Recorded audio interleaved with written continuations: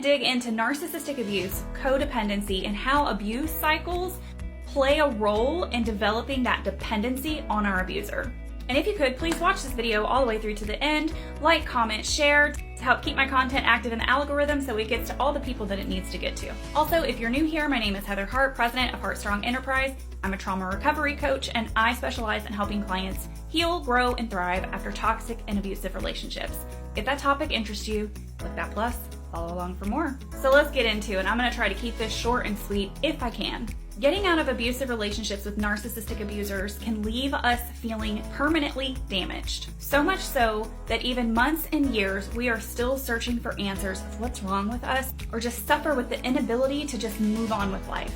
So I want to share some learning with you that I was able to apply to my personal life that gave me the power I needed to move forward. Part of my learning required me to dive deep into what abuse was, understanding narcissistic abuse specifically, and learning abuse patterns and apply them to my own life. When we have these conflicts, when our abuser stonewalls us or ignores us or torments us in some sort of way, whether it's cheating, leaving and coming back, threatening to leave, verbally abusing and insulting us, whatever their go-to is, it produces a ton of stress, which produces cortisol.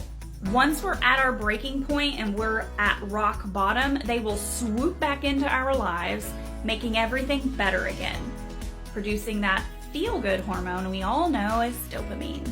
That's the same thing that recovering addicts of drug abuse, gambling, that's the addictive chemical. That little tidbit of information led me into my next discovery.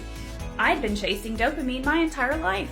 At work, in relationships, in social circles, and acts of service was the way I was rewarding myself, which led me into learning more about the other feel-good chemicals that we need to maintain balance, which is serotonin, oxytocin, endorphins.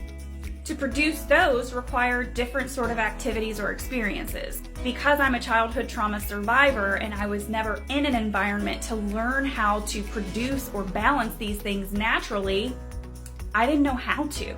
As a matter of fact, I didn't even realize that I had the power and authority to produce them myself to begin with, which led me to my mind-blowing moment. Those patterns of abuse had conditioned me to look at my abuser as the only form of reward I could receive. And whenever I was depleted in dopamine or feeling lonely or feeling depressed, my mind automatically thought, boom, this guy can relieve it. Obviously, I didn't consciously know that because I was wondering why the hell I couldn't let it go. I felt crazy as hell. The relationship had ended and I still somehow associated this guy with giving me these reward and happy chemicals. It's because my brain had associated him with that feeling, which led me into finding grace for myself and finally feeling like I understood why it was happening.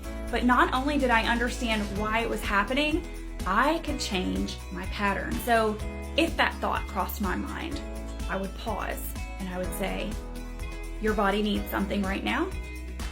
How else can you produce this chemical? Hey Heather, by the way, there are 3 other things that are good for your brain. Why not try some of those things? Quick Google search will tell you how to produce serotonin, oxytocin, and even get your endorphins going. And just like that, I had answers. I had the clarity that I needed in order to move forward in a positive direction with my life. Did I go back to old thinking patterns, especially when triggered? Absolutely. I still struggle with that. I don't know one healed person that doesn't still deal with triggers. A part of healing requires us to learn these things, learn our body, learn to accept the feelings coming with it, and making the conscious decision to move in a different pattern. One that keeps us happy, one that keeps us healthy. Knowing this empowered me to cure my codependency. I'm no longer dependent on any external person, substance, or thing to be happy and content with where I am. And that is what I help clients do.